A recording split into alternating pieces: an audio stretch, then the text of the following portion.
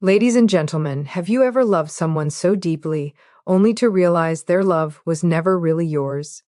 What if I told you that the moment you stop being controlled, the person who once held your heart tight will unleash their final, most desperate trick?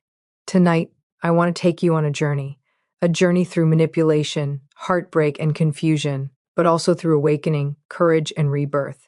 By the end, you'll see how the storm they tried to keep you in can become the very force that sets you free. Stay with me. You won't want to look away. The moment of awakening is rarely loud. It doesn't usually arrive with fireworks, dramatic exits, or revelations shouted across a room. Instead, it often comes quietly, like a soft whisper inside you saying, "This isn't love. This is survival." It's the moment when the fog that once blurred your vision begins to lift, and you see the relationship not through the lens of hope, but through the lens of truth. For so long, you convinced yourself that the chaos was normal, that the emotional roller coaster was just part of the connection, that if you tried harder or loved deeper, everything would finally settle. But awakening isn't about trying harder, it's about finally seeing clearly. This moment can feel both powerful and heartbreaking. On one hand, it's a surge of strength, an internal shift where your spirit rises and says, "Enough." On the other hand, it's the grief of realizing that the person you thought cared for you was actually feeding off your confusion, your silence, your willingness to shrink yourself to keep the peace. You begin noticing patterns you overlooked before, the sudden anger when you speak your truth, the subtle punishments when you have your own needs, the way they pull you close only to push you away when you get too confident. The awakening is not a single moment in time, but a series of realizations that stack on top of each other until there's no room left to deny what's real. And once you cross that threshold, even if you're still afraid, even if you haven't taken any action yet, something inside you changes forever. You can't unsee the truth. You can't go back to who you were before you recognize the imbalance. It's the moment your heart begins returning to itself, preparing for the strength you're about to step into. And once that inner awakening takes root, something else happens. Something almost predictable, yet still jarring every time. Because the moment you begin to pull away, the moment you stop responding to the old patterns, the narcissist feels it. They sense the shift in your energy long before you pack a bag or walk out a door. They recognize that their grip on your emotions is loosening, and that realization terrifies them far more than losing you ever will. That's when they unleash their final trick. It rarely looks like a trick at first. Sometimes it arrives disguised as tenderness. Words you've been longing to hear for months, maybe years. Suddenly they're gentle. Suddenly they're apologetic. Suddenly they understand. It feels like a glimpse of the person you once hoped they could be. But there's a catch. It only appears when they sense control slipping from their hands. Other times the final trick comes in the opposite form. Rage, blame, shaming, silent treatment, or emotional chaos designed to overwhelm your senses and pull you back into confusion. It's not love. It's the panic of a person watching their power evaporate. And the most haunting part is how familiar it all feels. It mirrors earlier moments in the relationship when they reeled you back in with charm or fear or guilt. But this time, you're not the same person you were then. Your awakening has changed you. You can see the script now, the timing, the tactics, the emotional bait. Instead of questioning yourself, you start questioning them. Instead of absorbing their outbursts, you observe them. The clarity you gain becomes a shield, and although their final trick may shake you, it doesn't break you. Because once someone realizes they can't control you anymore, their power ends exactly where your truth begins. And when that final trick fails to pull you back into their orbit, the emotional whiplash begins. A dizzying, disorienting shift designed to make you question the very clarity you fought so hard to reach. One moment they're pleading, promising to change, swearing they finally understand what you've been feeling all along. The next moment they're cold, dismissive, or furious, acting as if you are the one destroying everything. It's a cycle meant to keep you off balance because confusion has always been their strongest weapon. This emotional whiplash hits hardest right after you start standing in your truth. It's like stepping into sunlight after living in a room where someone kept flicking the switches on and off. You know what brightness feels like now, but the sudden flashes of darkness still sting your eyes. They sense your strength, but they also sense your lingering vulnerability. The part of you that still cares, still wonders, still mourns what you hope the relationship could have been. They attack that part ruthlessly, not with fists, but with emotional turbulence. You find yourself analyzing every expression, every shift in their tone, every message they send. One day they act like you're the love of their life, the next, they treat you like you never mattered at all. It's deliberate, not always consciously, but instinctively, because inconsistency keeps you tethered. It makes you crave the good moments, even though those moments were never stable enough to build a life on. But this time, something different is happening inside you. Instead of chasing their approval, you're recognizing the pattern. Instead of bending to win back the calm, you're noticing that the chaos was never your fault. And as their emotional swings grow sharper, your sense of self grows steadier. Because once you've tasted clarity, even the sharpest confusion cannot drag you back into darkness. And in the midst of that emotional storm, while they swing from warmth to coldness, from charm to cruelty, you begin to notice something remarkable rising inside you. It's quiet at first, almost fragile, like the first flicker of a candle in a dark room, but it's there, the rediscovery of your own self-worth. After being tossed around by their unpredictable waves for so long, you start to feel a steadiness returning to your chest, a gentle but undeniable strength whispering, "You deserve better than this." It's not arrogance. It's not rebellion. It's recognition of your value, your dignity, and your right to peace. This shift doesn't happen in one grand moment. It happens in small, sacred ones. The moment you stop apologizing for things that were never your fault, the moment you hear their anger and realize it no longer defines you, the moment you say no and feel proud instead of guilty. It even happens in silence. Those quiet nights when you finally let your own thoughts speak louder than their criticism. Bit by bit, you reclaim pieces of yourself you didn't even realize you had lost. Your laughter feels different. Your reflection looks different. Your voice sounds different. Clearer, stronger, more aligned with who you truly are. They notice it. Oh, they always notice it. That newfound confidence unsettles them because it means their emotional whiplash is losing its effect. They can't tug on your insecurities the way they once did because you're beginning to see them as wounds that deserve healing, not exploitation. You're no longer trying to earn their approval or chase their shifting moods. Instead, you're choosing yourself, your peace, your growth, your authenticity, and that choice, that rising courage within you becomes the turning point. It's the moment you stop surviving them and start becoming yourself again. And as that sense of self-worth grows stronger, something incredible begins to happen, something you may not have expected. The illusion starts to break. All the stories they spun about who you were, who they were, and what your relationship meant begin to unravel thread by thread. It's like watching a magician's trick from a new angle. Suddenly you see the strings, the mirrors, the hidden compartments. What once felt powerful and mysterious now looks flimsy and painfully transparent. Their sudden kindness no longer melts you. It makes you curious. Their anger no longer frightens you. It reveals them. Their guilt trips no longer sink into your chest. They bounce off the armor you've been quietly building within yourself. You're seeing them not through the haze of hope or fear, but through the clarity of truth. And that truth is liberating. Their reactions were never about love or connection or partnership. They were about maintaining the illusion of control. It's a strange kind of heartbreak, realizing that what you once interpreted as passion or deep emotion was often manipulation dressed in intensity. But it's also a rebirth. As the illusion crumbles, you start reclaiming your intuition, trusting your instincts again, trusting your own eyes and heart instead of shrinking beneath their narrative. The moment you stop internalizing their behavior and start observing it from the outside, everything shifts. You see how predictable their patterns actually are, how consistent their inconsistency has always been. And with that clarity, the power dynamic flips without you having to raise your voice or fight back. You simply stop playing a role in their script. You stop responding to the cues they once used to guide your emotions.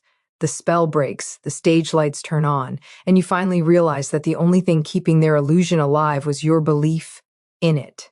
Now, that belief belongs to you again, stronger, wiser, and rooted in reality. And once the illusion finally dissolves, once you see the truth laid bare before you, another shift rises within you. This time not quiet, not subtle, but powerful enough to change the entire direction of your life. It's your courage, Not the kind that roars or demands attention, but the kind that stands tall even when your knees are shaking. The kind that grows from clarity. The kind that whispers, walk forward anyway. Because recognizing the truth is one thing. Acting on it is another. Leaving behind a person who once convinced you that they were your source of love, stability, or identity takes a strength. Many people will never understand. They don't see the nights you questioned your worth. They don't see the moments you almost broke yourself in half trying to keep the peace. They don't see the inner battles you fought while pretending everything was fine. But you see it, you lived it, and now you're rising from it. This courage doesn't arrive all at once. It builds with every boundary you set, every truth you speak, every moment you choose not to react to their chaos. It grows when you stop chasing closure they'll never give. It strengthens when you refuse to let their final trick pull you back into their narrative. For the first time in a long time, you're not moving from fear, you're moving from self-respect. And they feel that shift. They sense the steady quiet of someone who is no longer controlled by guilt or fear or emotional games. It unsettles them because your courage means their power is slipping through their fingers. But this time, the fear isn't yours. You're done walking on eggshells. You're done shrinking to fit inside their comfort zone. You're choosing the unknown over the familiar chaos. And that choice, that courageous step, becomes the moment everything changes. Because you're not just seeing the truth anymore. You're ready to live it. And as that courage settles into your bones, something even more empowering begins to take shape. You start reclaiming your narrative, the story they once tried to rewrite for you, page by page, moment by moment. For so long, you lived inside a version of yourself shaped by their criticism, their projections, their shifting moods. They told you who you were, what you could be, what you should fear, what you must apologize for. And because you cared, because you tried, because you believed in the relationship, you handed them the pen without even realizing it. But now, with your courage rising and the illusion shattered, you start taking that pen back, not in anger, not in revenge, just in truth. You begin rewriting the story from your perspective, not theirs.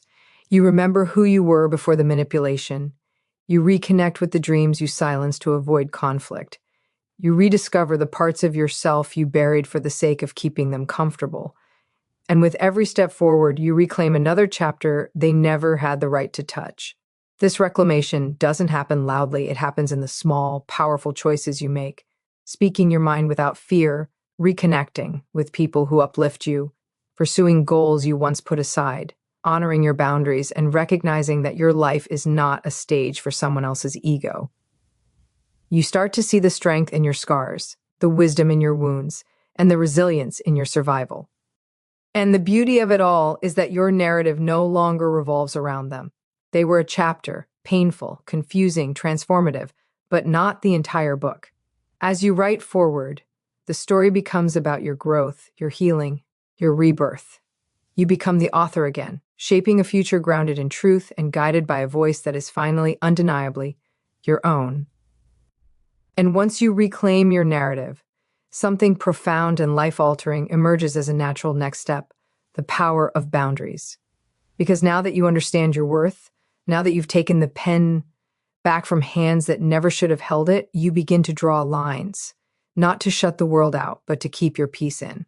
These boundaries aren't walls, they're doors with locks only you can open. They are declarations of what you will no longer tolerate, what you will no longer sacrifice, and who you will no longer become just to keep someone else comfortable.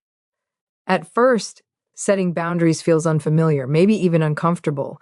You're so used to bending, adjusting, explaining yourself, softening your truth so it wouldn't upset them. But with every boundary you place, you feel yourself aligning more deeply with the person you're becoming. You say no without guilt. You step back when someone tries to pull you into chaos. You protect your emotional space as fiercely as you once protected the relationship that nearly broke you. And the moment you start enforcing these boundaries, everything shifts. They realize the access they once abused is no longer freely available. They can't drain your energy at midnight because you've learned to stop answering. They can't distort your reality because you trust your own perception now.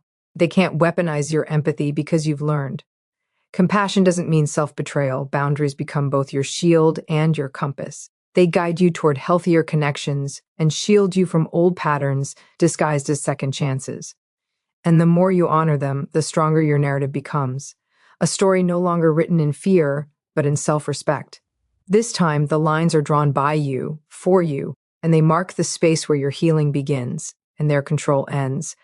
And once those boundaries take root, firm, clear, and unapologetically yours, you begin to notice something extraordinary happening in your life. You start to rebuild yourself from the inside out. Not the version of you they molded, not the version of you that lived in fear of saying the wrong thing, not the version that tiptoed around someone else's ego. No, you begin rebuilding the real you, the one who existed before the manipulation, and the one who has grown wiser because of it. Rebirth doesn't arrive in a single moment. It unfolds in layers. It's in the first deep breath you take without feeling tension in your chest. It's in the way you wake up one morning and realize your first thought isn't about their mood. It's in the hobbies you return to, the dreams you dust off, the connections you rekindle, the laughter that now comes from a genuine place rather than forced peacekeeping. Piece by piece, you reclaim your confidence. You trust your voice again. You trust your choices. You trust your intuition, the very thing that was once twisted, ridiculed, or dismissed. You begin to see that healing isn't about forgetting what happened. It's about learning from it, strengthening from it, rising because of it. And as you rebuild, you stop seeking validation from the outside. You stop needing someone's approval to feel whole. You realize that the love you kept trying to earn from another person was a love you needed to offer yourself all along. Slowly, your heart becomes a place of safety again. Not because they changed, but because you did. This rebirth is quiet but powerful. It doesn't announce itself with grand gestures. It simply grows within you until one day you look in the mirror and recognize the person staring back. Someone stronger, softer, smarter, and free. And as you rise from that rebirth, carrying your confidence, your voice, and your clarity, you begin to see the final, most profound lesson of this journey, that your experience, painful as it was, holds a power far greater than suffering. It becomes wisdom. It becomes a compass. It becomes a legacy not just for yourself, but for anyone who may one day walk a similar path. The scars left by manipulation and control no longer define you as broken. They define you as resilient, as someone who faced the storm and chose to grow stronger rather than surrender. You begin to understand that the narcissist's final trick, their rage, their charm, their chaos, was never about you in the way you once believed. It was about fear. The fear of losing control. The fear of losing the story they had written for themselves. And now, having survived it, you can step into your own story with clarity, compassion, and courage. You know that no one can dictate your worth, your peace, or your future. You are the author. You are the guardian. You are the healer. And in that realization, something liberating happens. Your past becomes a teacher, not a cage. The lessons learned, the strength gained, the intuition honed, the boundaries established, the self-worth reclaimed, become tools for living a life of authenticity. You walk forward not in bitterness, but in clarity, not in fear, but in freedom, not in reaction, but in intentional, empowered action. This is the ultimate truth. The final trick they unleashed could not break you because you had already found your strength. The story they tried to control is now entirely yours, and the life you create moving forward will honor every piece of courage you discovered along the way. You emerge whole, unapologetic, and unshakable, a testament to the power of reclaiming yourself when someone else tried to take you apart. So here's the truth. No one has the right to control your heart, your mind, or your story. The moment you reclaim your clarity, set your boundaries, and embrace your courage, their power over you vanishes. Every tear, every doubt, every heartbreak becomes a stepping stone toward the strongest version of yourself. You are not defined by their manipulation. You are defined by your resilience, your choices, and your unwavering belief in your worth. Stand tall, trust yourself, and step boldly into the life that belongs to you. Because the person you become after the storm is unstoppable.